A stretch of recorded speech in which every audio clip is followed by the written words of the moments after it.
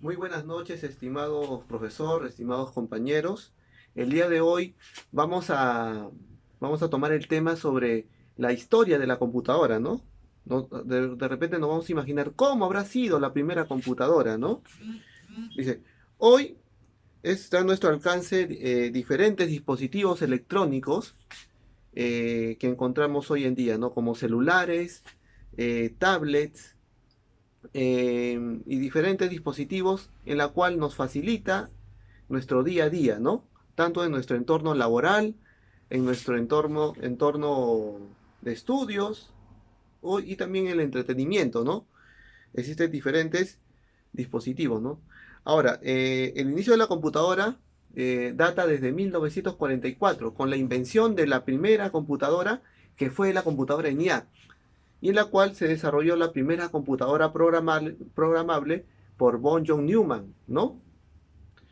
En la cual se desarrolló esta primera computadora, ¿no? En la cual tenía un programa, ¿no? Era la primera computadora programable, en la cual tenía un software, ¿no?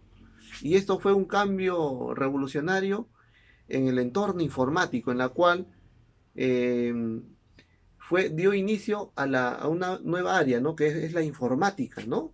A la informática, que es una nueva área una nueva ciencia, podemos decirlo así, ¿no? Muy bien. La primera computadora, jóvenes, se llamó ENIAC, ¿no? Estaba constituido de 100.000 tubos al vacío, ¿no? Jóvenes, de 100.000 tubos al vacío. Es como en una construcción, la estructura básica vendría a ser un ladrillo y está constituido de una construcción o el edificio de la UTP en varios cientos de miles de ladrillos. En este caso, esta primera computadora que se llamó ENIAC, que estaba constituido por tubos al vacío, estaba constituido más que todo por 10.000 tubos al vacío, ¿no? Estaba constituido por 10.000 tubos al vacío, en la cual, jóvenes, en la cual estos tubos al vacío eran más o menos del tamaño de una papaya, ¿no? Del tamaño de una papaya mediana, ¿no? Muy bien. En la cual se podía transferir un bit de información. Cada tubo al vacío podía transmitir un bit de información, ¿no? Luego dio origen a una siguiente generación, ¿no? A una segunda generación en la cual se desarrolló el transistor. El transistor ahora ya no era del tamaño de una papaya, se había achicado, era más o menos del tamaño de una uña. Este transistor estaba constituido por un cubito y tres patitas y tres terminales. Entonces, ese transistor era del tamaño de una uña. Entonces, de lo que era del tamaño de una papaya, el tubo al vacío, fue al tamaño de una uña. Entonces, eh, la, la computadora de aquella época, constituido por transistores, podía tener también 10.000 transistores, ¿no? Entre 5.000 según los modelos a 10.000. Una de las primeras computadoras se llamó ENVAC, ¿no? Que era del tamaño de la mitad de un aula, ¿no? O la tercera parte, mejor, de un aula. Estaba constituido, ¿no? Entonces, vemos los cambios desde el tubo al vacío, que era de este tamaño, al dispositivo, que es el transistor en la segunda generación, y era del tamaño de una uña, o hasta aún más pequeña, ¿no? Entonces, la computadora, mientras fue avanzando el tiempo y las generaciones, se fueron achicando, ¿no? Antes eran enormes, ¿no? Muy bien. Entonces, esta computadora funcionaba como si fuera un interruptor de la casa. Uno prende y apaga, ¿no? Entonces, al prender pasaba un dato, o cuando estaba encendido pasaba un dato. Eso se representa en unidad de medida de almacenamiento, un bit, ¿no? Que era un pulso eléctrico. Entonces, como estaba constituido por 10.000 transistores, se podía procesar 10.000 bits en una unidad de tiempo, ¿no? 10.000 bits, ¿correcto? Muy bien, entonces se da el cambio. Entonces, de lo que era enorme, ahora se fue achicando, ¿no? Esta computadora, ¿no? De la segunda generación. Entonces, pasó el tiempo y luego dio origen a la tercera generación. En la tercera generación se desarrolla otro dispositivo. En este caso es el circuito integrado o chip.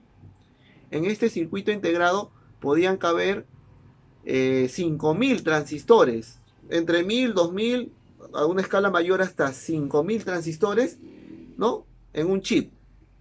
Era de forma rectangular y era más que todo más del tamaño de una falange nuestra, de nuestro dedo, ¿no?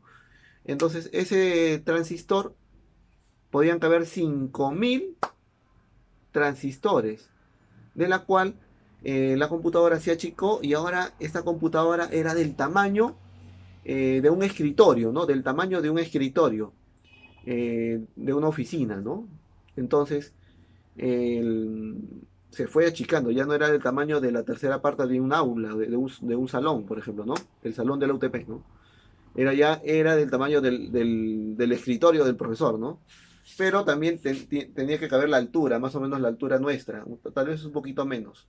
Entonces, la computadora ya se achicó notablemente. Pero aún todavía esta computadora de la tercera generación que estaba constituido por circuitos integrados, aún todavía no se podía comercializar, no se podía comercializar, solamente era para el desarrollo de personas muy adineradas o si no, para que lo usen empresas, ¿no? En la parte contable, ¿no? En la contabilidad de la empresa, ¿no? Y también otros usos también se les podía dar. Ahora, luego hubo un cambio revolucionario, un cambio y se dio la cuarta generación de la computadora, ¿no? En la cuarta generación es la que actualmente nos encontramos, en la cual se desarrolla el microprocesador. El microprocesador o chip, que es en forma cuadrada, creo que muchos lo conocen. En este microprocesador podemos encontrar millones, varios, decenas de cientos de millones de transistores en un encapsulado, que es más o menos del tamaño de una mini galleta, ¿no? Actualmente, ¿no? Entonces, en esta generación del microprocesador, pueden ingresar varios decenas de cientos de millones de transistores, ¿no? En la cual puede transferir millones de pulsos eléctricos o puede transportar millones de bits en una unidad de tiempo, en un segundo, ¿no? ¿No? Actualmente en el Internet, ¿no? O en la transferencia de datos se da en megabytes por segundo, ¿no? Entonces megabytes son millones, mega de millón, ¿no? Millones de bytes o de bits por segundo, ¿no?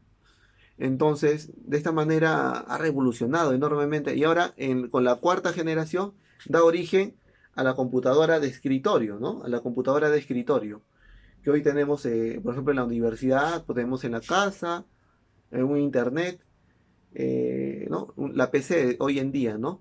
Entonces, a partir de la cuarta generación que se desarrolla a partir de 1970, ¿no? Con la empresa IBM, y dando inicio con el primer microprocesador que era el 4004, ¿no? Que se podría decir que es el más primitivo, en la cual funcionaba con 4 bits. Actualmente estamos trabajando con 64 bits, ¿no? Muy bien, entonces esa computadora fue una de las primeras. Entonces, hoy en día, no solamente computadora lo denominamos a aquel elemento que tenga CPU, monitor, teclado y mouse, los 4 elementos básicos.